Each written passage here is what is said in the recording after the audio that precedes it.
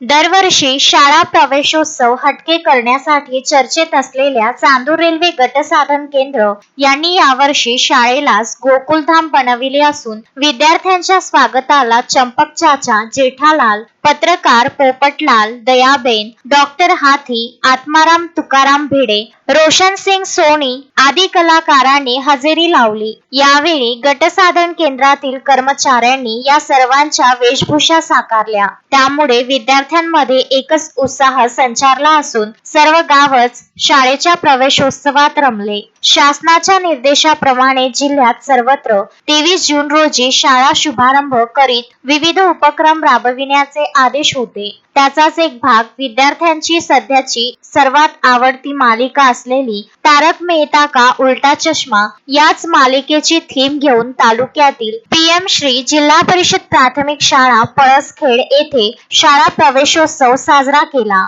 यावेळी या मालिकेतील विविध पात्र, गटसाधन केंद्रातील साधन व्यक्ती, विशेष शिक्षक, समावेशित विशेष तज्ञ यांनी रंगविले। त्याच मालिकेतील सोनी यांच्या जिप्सी मधून वर्ग पहिलीतील विद्यार्थ्यांना शाळेत आणले। यावेळी संपूर्ण गावातून फेरी काढत विद्यार्थ्यांचे स्वागत करण्यात आले। गावातील नागरिक आणि पालकांनीही या आगळ्या वेगळ्या उपक्रमाचे स्वागत करीत या उपक्रमाचा भाग बनले। चौकाचौकात विद्यार्थ्यांसोबत पालकही थिरकले।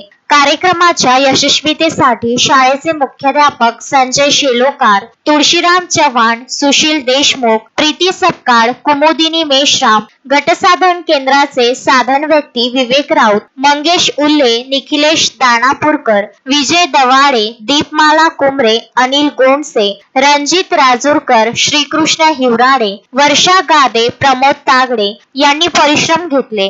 Piyush Thombre, Vidarbha news, Chandur railway.